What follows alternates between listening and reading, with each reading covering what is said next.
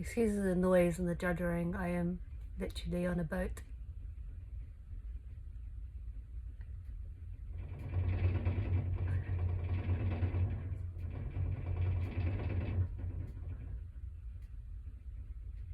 So who is the thinker of your thoughts? And is there anything outside of thought? And when I say thought, I mean mental interpretation, the brain. But do you ever see anything outside of the brain? So the brain is apparently interpreting the outside world. So then do you ever see anything as it is, or do you always see your brain's interpretation of it? Or is it even your brain's interpretation of it? Is it that everything is a projection of your brain?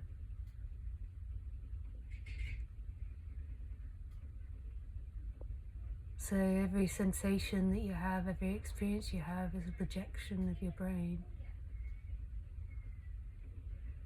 And the question is who is the thinker?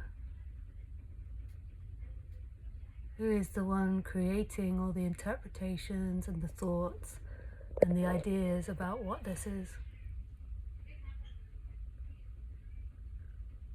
Because you, if you say you,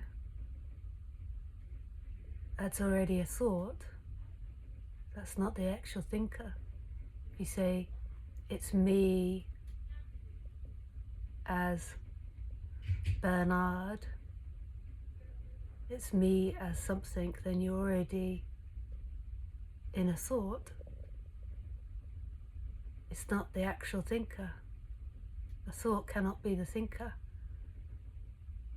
So who's the actual thinker? Who's creating the thoughts? Who's creating the sensations and the experiences? Who's projecting all of this life?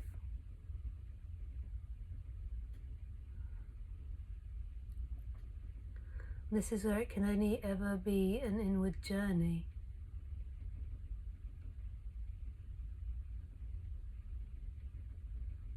So you have to go to the source of the thoughts to find who the thinker is. So where do thoughts come from? Where do sensations come from? Where do appearances come from?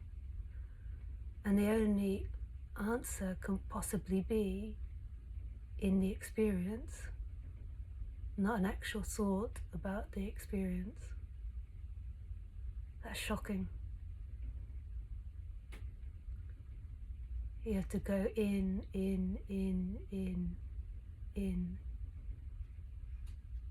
endlessly in. What is the source of all? When you meet it, there will be, more than likely, experiences of bliss. Because when you meet it, it's home. And who is it that meets it? I mean, that is a funky question. It's the personal awareness that seemingly meets it, and then it disappears back into it. So the personal awareness that can move the attention stops going out into dreaming, into thinking, and into an illusion, and goes into itself as consciousness, and into itself as the I am. And as it goes into itself, it disappears, expands back into the big consciousness and the impersonal I am, which is beingness. So you just have to go to the source of what you are and use what you have, your personal awareness, which you can seemingly see, and your I am, which you can seemingly see, and then use those as a slide back into the infinite, right here, right now. and discover there's no personal I am something, and there's no personal consciousness that belongs to somebody. Who you are is this infinite beingness in which all is arising from, not just your thoughts and feelings, but the whole entire world. There was never really a you, a name, a person in time that was victim to an external world. There was never really a you that suffered the events of life.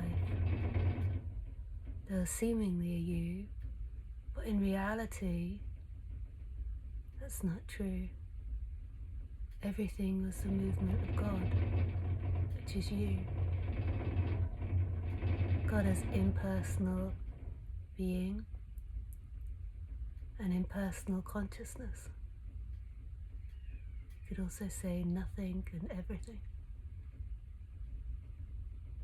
And when you really recognize this, or when there's a resting in this, or a going home, it's such vibrant love.